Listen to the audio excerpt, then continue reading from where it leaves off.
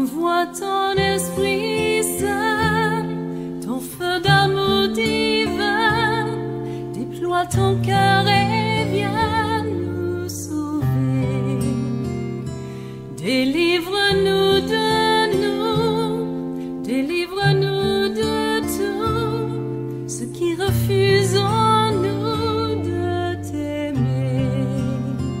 Du sang de ton agneau, déverse en nous le flot des abondantes eaux de ton pardon. Viens inonder nos vies, restaure-nous, guéris ton Église.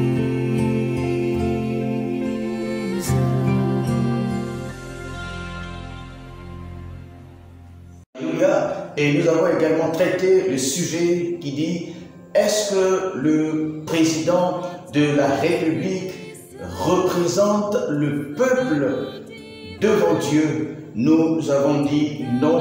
Pourquoi? Parce que le Seigneur Jésus, en qui nous croyons, a présenté son royaume et la façon où, je dirais, les principes, les conditions pour que nous qui croyons en lui fassions partie de ce royaume, selon qu'il dit que son royaume n'est pas de ce monde. Alors, nous avons le monde dans lequel nous sommes. Il a dit que vous êtes dans le monde, mais vous n'êtes pas du monde. Alors, le monde est un royaume, n'est-ce pas, qui est dominé et dirigé par Satan. Mais il y a également le royaume de Dieu auquel nous appartenons lorsque nous faisons partie de la famille du Seigneur Jésus-Christ de Nazareth, en l'acceptant comme Seigneur et Sauveur, afin que notre nom soit écrit dans le ciel de Dieu. Lorsque nous acceptons de renoncer à notre vie, notre ancienne façon de vivre, et de désormais vivre pour sa gloire dans son royaume.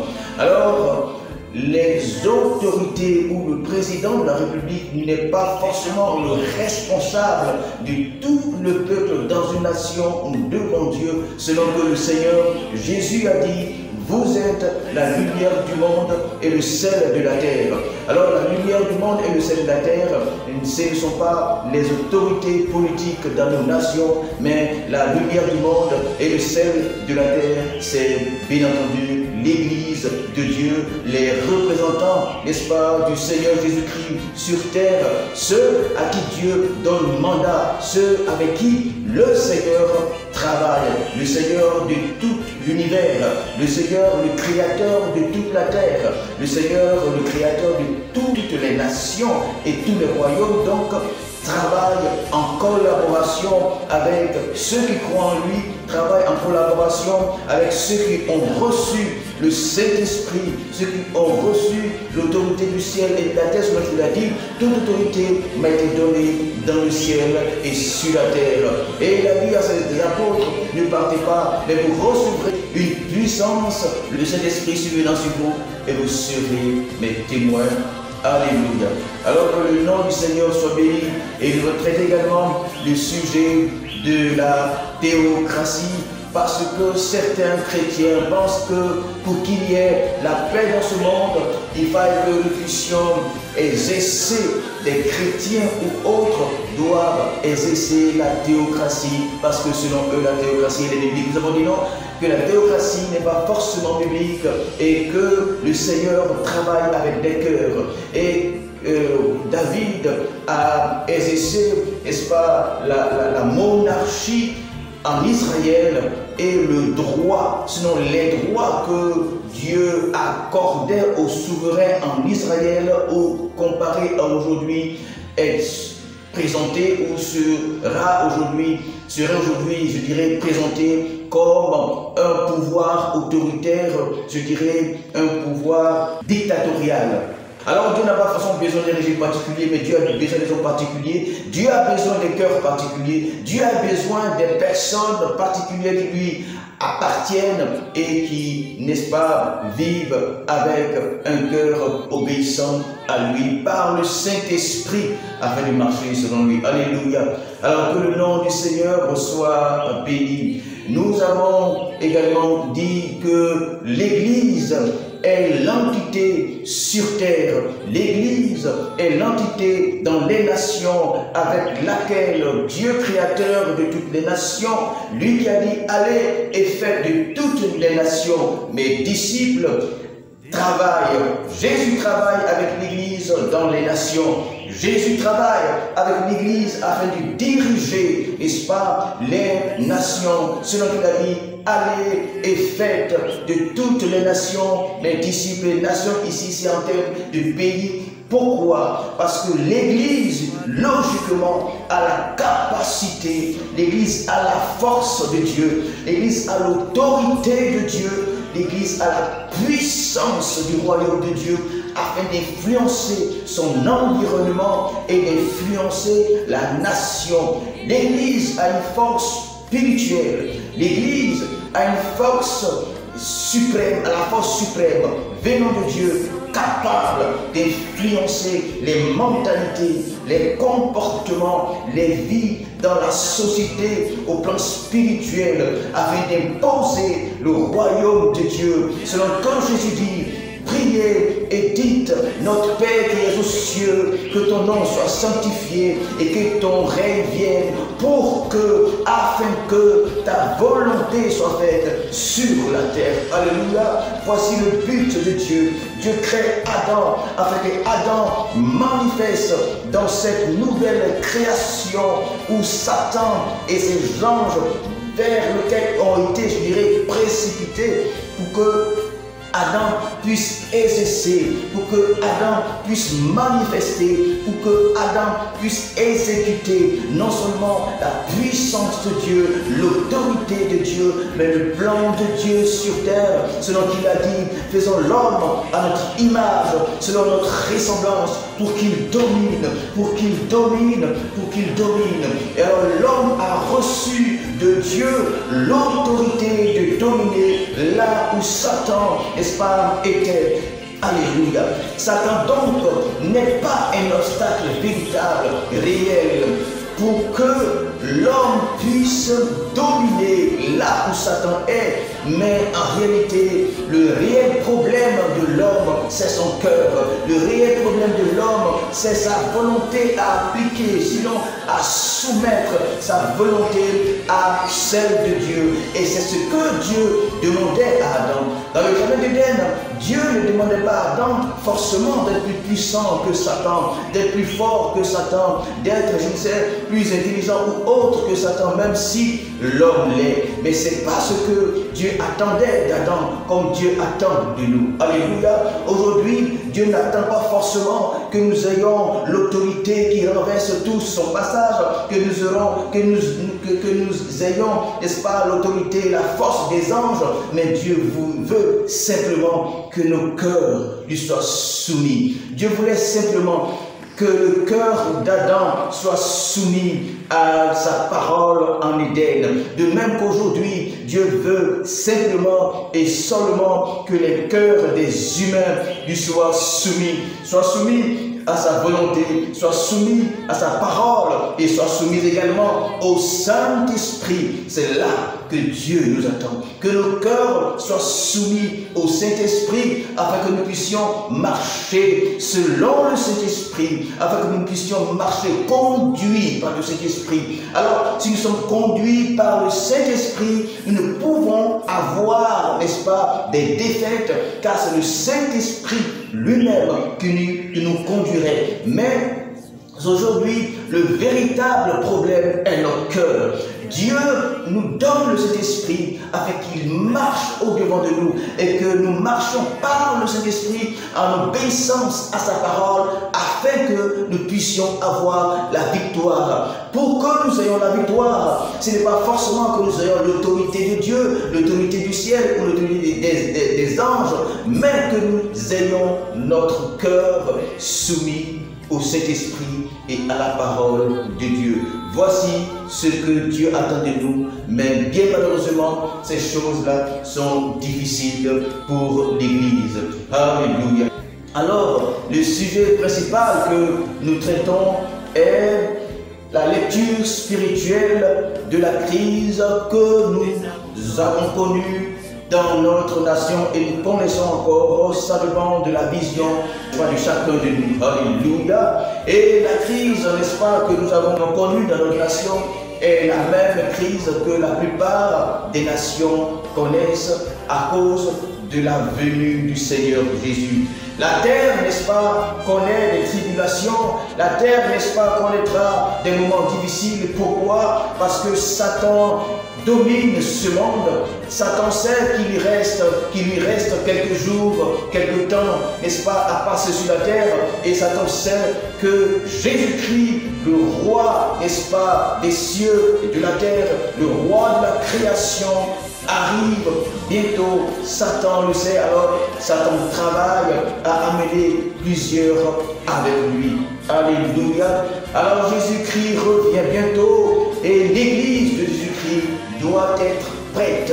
L'église de Jésus-Christ doit être préparée, n'est-ce pas, à la venue du Seigneur Jésus. L'église doit être préparée à la venue du Seigneur Jésus-Christ et l'église est confrontée par les derniers assauts de l'ennemi et cela crée bien entendu des crises, cela crée au plan spirituel des difficultés. C'est pourquoi au-delà, n'est-ce pas, de ce que nous voyons dans les nations, il est important que les serviteurs de Dieu, surtout les prophètes de Dieu, puissent voir le plan de Dieu pour l'église dans la nation, le plan de Dieu, n'est-ce pas, pour la nation et le plan que Satan également manifeste. Lorsque Moïse est né, Dieu avait un plan pour la délivrance du peuple de Dieu en Égypte.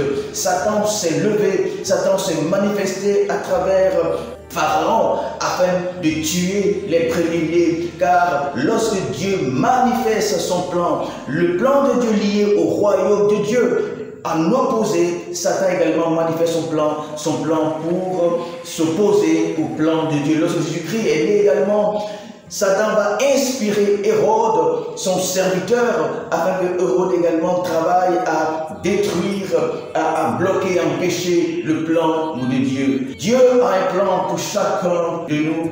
Dieu a un plan également pour notre nation et nous parle du plan que Dieu a pour notre nation. Alléluia. Et l'Église est infiltrée et l'Église traverse des moments difficiles. Alléluia. L'Église est la main de Dieu dans la nation. Et si l'Église va mal, le plan de Dieu ne va pas s'exécuter. Et nous disons que le plan de Dieu n'est pas la prospérité d'une nation ou bien la prospérité des hommes qui sont dans l'Église, mais le plan de Dieu s'est manifesté avec Israël dans le désert. Le plan de Dieu ne se manifeste pas forcément la prospérité du corps, n'est-ce pas, de l'intelligence naturelle que les gens ont afin de transformer leur environnement et l'être humain à l'intelligence nécessaire, même sans Dieu, de transformer son environnement, d'améliorer son environnement afin de pouvoir mieux vivre. Alléluia. Alors on dit que Dieu compte sur son Église, mais aujourd'hui, dans notre nation, l'Église est en difficulté. Alors le plan de Dieu est en difficulté. Des prophètes comme Maurice Auriollo, des prophètes comme Kabou Sénérin, des grands prophètes ont prophétisé sur la destinée de cette nation est liée forcément à l'Église, mais malheureusement, 20 ans après, ces prophéties-là ne se sont pas encore manifestées. Pourquoi? Car les prophéties de Dieu se manifestent par rapport à la santé spirituelle de la nation. Alléluia. Les prophéties que Dieu a déclarées sur Israël devraient s'accomplir par l'obéissance d'Israël. Le plan de Dieu pour Israël n'était pas qu'Israël parte en captivité. Le plan de Dieu pour Israël n'était pas qu'Israël parte en captivité. Dans le plan de Dieu, Israël ne devrait pas aller en captivité. Pourquoi? Car Dieu a amené des prophètes. Et quelle était la mission alors de ces prophètes-là? La mission de ces prophètes-là, c'était de travailler afin que Israël puisse rentrer dans le plan de Dieu. Et ces prophètes-là ont donné des conseils, ils ont prophétisé, ils ont donné la voix, ils ont donné, n'est-ce pas, ce que le peuple devrait faire pour ne pas subir la colère de Dieu, pour ne pas subir la sentence de Dieu. La sentence de Dieu était donc de les disperser sur toute la surface de la terre dans des pays étrangers. Alors, Ézéchiel, alors Ésaïe, Jérémie et autres, tous ces prophètes-là vont parler au cœur d'Israël afin que Israël puisse se soumettre à la volonté de Dieu, afin qu'Israël puisse soumettre son cœur à la volonté de Dieu, afin que la sentence de Dieu ne s'accomplit pas, la colère de Dieu ne tombe pas sur eux. Alors, si Israël obéissait à la voix de Dieu, Dieu Dieu ne disperserait pas son peuple, même parce que Israël n'a pas obéi. Alors l'autre plan de Dieu, Dieu a laissé faire. Nous avons parlé également de la volonté parfaite de Dieu et la volonté permissive de Dieu. Israël est allé en captivité. Alors lorsqu'Israël, Dieu a permis qu'Israël parte dans la captivité du peuple d'Israël n'était pas forcément la volonté parfaite de Dieu. Israël a désobéi à Dieu. Alors la volonté permissive de Dieu derrière laquelle se cache Satan va s'accomplir pour son peuple. Dieu veut un projet de paix, de bonheur et un avenir plein d'espérance pour nous et pour nos nations, pourvu que nous puissions marcher, n'est-ce pas, dans l'obéissance à Dieu, pourvu que nos cœurs soient soumis à la volonté de Dieu, nos cœurs sont soumis aux règles, aux principes de Dieu et à la volonté de Dieu, au Saint-Esprit de Dieu, afin que le plan que Dieu a pour nous puisse, n'est-ce pas, s'exécuter, puisse se manifester. Alléluia. Que le Seigneur alors ouvre nos yeux, surtout les yeux des pasteurs, pour qu'ils mettent en leur conscience la réalité de l'Église, la réalité du royaume de Dieu manifesté sur terre aujourd'hui, afin que nous puissions travailler pour que le plan de Dieu puisse s'accomplir dans chacune de nos nations.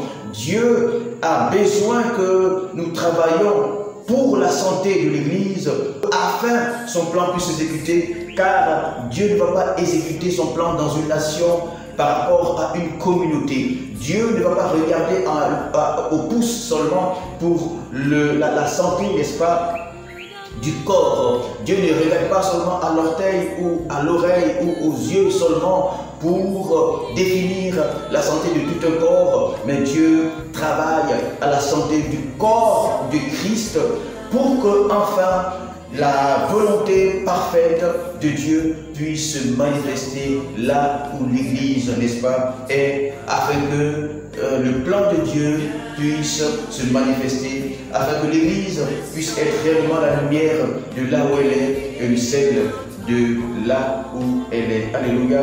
Alors, telle est notre compréhension des choses de Dieu, telle est notre mission, tel est notre travail, afin de sensibiliser le corps de Christ au travail que Dieu attend de nous, n'est-ce pas, en termes d'église dans la nation dans laquelle nous sommes. Alléluia. Alors, que le nom du Seigneur soit béni.